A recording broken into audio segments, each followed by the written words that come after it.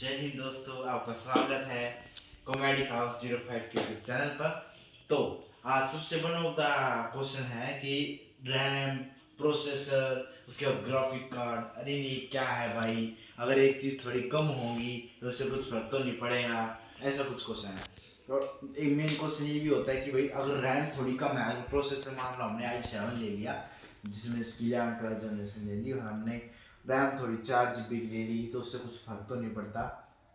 तो मैं आपको बता दूँ, एक मशीन है ना, वो कंपोनेंट से बनी होती है।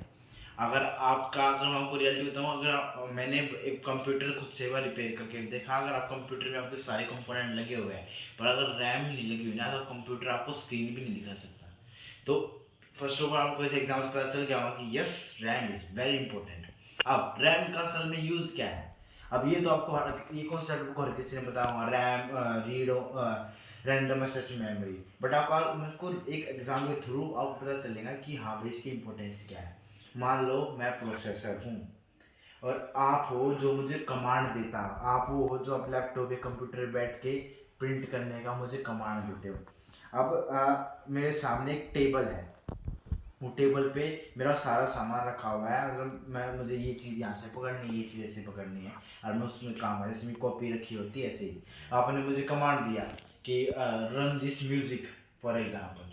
तो अब मैं क्या करूँगा, अब आपकी जो स्टोरेज है ना, स्टोरेज यानी कि आपकी जो सेफ होंगी, मैं वहाँ से वो म्यूज़िक की फाइल को पकड़ के लाऊंगा। मैं प्रोसेसर हूँ, पहले बता रहा हूँ, मेरा काम होगा मैं वहाँ से पकड़ के लाऊंगा और उस टेबल पे रख दूंगा और फिर आपके लिए अब कुछ प्रोसेसिंग करूंगा और म्यूजिक को प्ले कर दूंगा।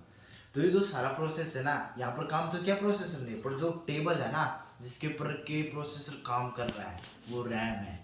तो जिस चीज़ पे प्रोसेसर काम करता है जिस उसी को रैम कहते हैं, वही रैंडम एक्सेस आपकी मेमोरी है।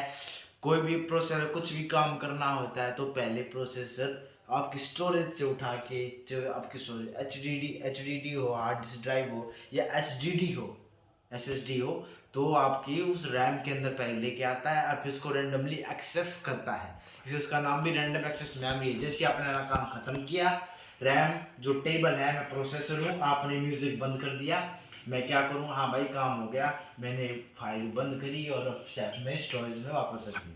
यही रैम का कॉन्सेप्ट है। अब आपकी जो 4 GB की, 8 GB की, 16 GB की, इस रैम का क्या डिफरेंस है? टेबल बड़ी होगी, छोटी टेबल है। मैं प्रोसेसर से i7 हूँ, मैं चाहे i9 हूँ, लेकिन छोटी टेबल है तो उस छोटे टेबल में मैं अब मुझे 15 GB की फाइल पकड़ा दूंगी, शायद मैं उसका हैंडल ना कर पाऊँ या थोड़ी हाई फाइल है हैंडल ना कर पाऊँ। पर अगर टेबल बड़ी है तो मैं उस पर बहुत सारा डाटा रख सकता हूँ, मैं ऐसे ऐसे कैसे भी काम कर सकता हूँ। और रही बात भाई DDR2, DDR3, DDR4, DDR5, ये भी एक बहुत वास्ट टॉपिक है, उसके ऊपर बात करें। लेकिन जितनी एडवांस रैम, यानी कि अगर आपकी मान लो टेबल बहुत वो है, टेक्नोलॉजी वाली है, अगर आपकी टेक्नोलॉजी वाली टेबल है तो आपका क्या होगा, आपका भाई ये मुझे दे दे, ये मुझे दे दे, तो आपकी जितनी हाई टेक्नोलॉजी वाली टेबल होगी आपका वर्क उतना ही फास्ट होता जाता है। लेकिन मान लो आपकी बहुत नॉर्मल टेबल है, आपको खुद से करना पड़ रहा है तो आपको थोड़ा, लेकिन जितनी अच्छी टेक्नोलॉजी की रैम होती है वो आपके प्रोसेसर पे उतना कम लोड डालेगी और आपका प्रोसेसर बहुत फास्ट काम करेगा। तो डी रैम के वेरिएशन में बारे में बात करेंगे, पर मेन आज कॉन्सेप्ट था कि रैम एक्चुअली वर्क क्या करती है। थैंक यू दोस्तों, सब्सक्राइब चैनल